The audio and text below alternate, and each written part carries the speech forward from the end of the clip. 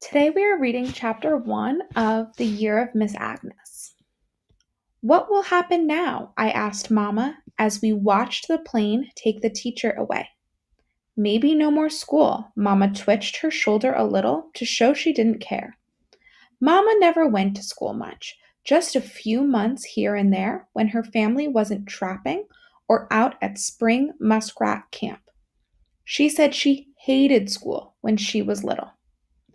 The little plane circled our village and then flew low over Anderson's store and waggled its wings at us. That was Sam White, the pilot, saying goodbye to us. It was Sam White laughing too. Sam thought nearly everything was funny. He had just landed with the mail, and there the new teacher was, waiting for him when he opened the door of the cockpit. She pushed right through the rest of us and started talking before Sam even got to say hello. Wait for me, it will only take a minute, she said. Please, take me back to town. I can't stay in this place for another second. And he waited, and she'd come tumbling out of her little cabin, leaving the door open, leaving everything behind but the 2 suitcases she carried. It was kind of funny how she looked. I could tell Sam thought so too, the way he winked at us. And then Sam had helped her into the plane, and the engine had roared, and they were up and over the spruce trees and on their way. I knew what she would tell Sam. She'd tell how Amy Barrington had got mad and had busted in her door because the teacher bought mucklucks from Julia Pitka instead of her.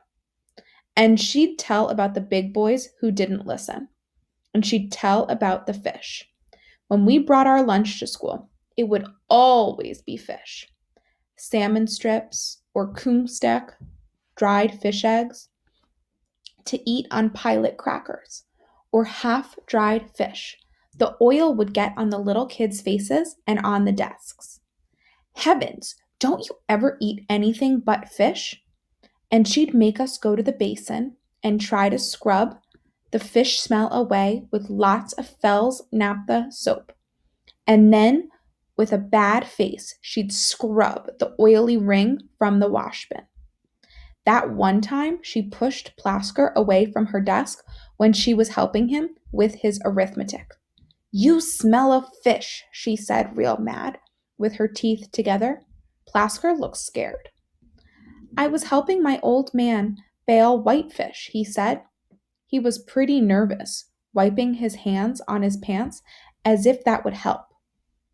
The teacher told him to sit down, and she didn't even help him with his arithmetic. There were tears in her eyes. Right there we knew she wasn't going to stay with us. We had a whole bunch of teachers since they started the school here, back when I was 6.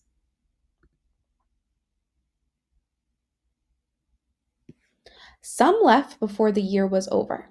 Some stayed one whole school year. None ever came back after the summer.